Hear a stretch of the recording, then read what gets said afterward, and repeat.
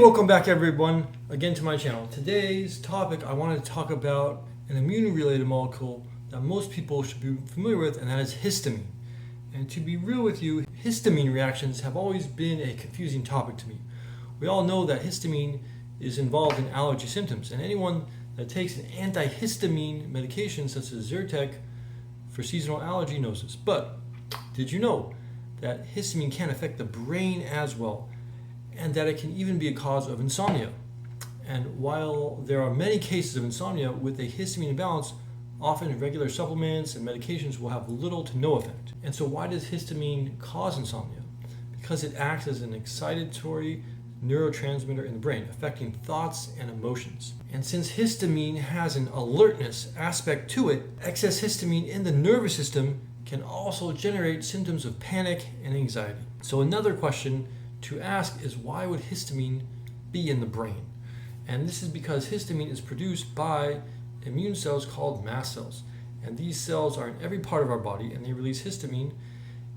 Therefore, the histamine released from them can affect just about every organ system, including the brain, depending where it's released.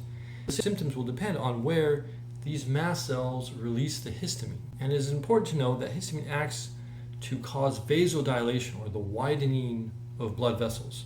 And so while the classic histamine symptoms, other symptoms can vary widely, like cardiac symptoms, urinary issues such as urinary frequency, digestive issues, headaches, and dizziness, just to name a few.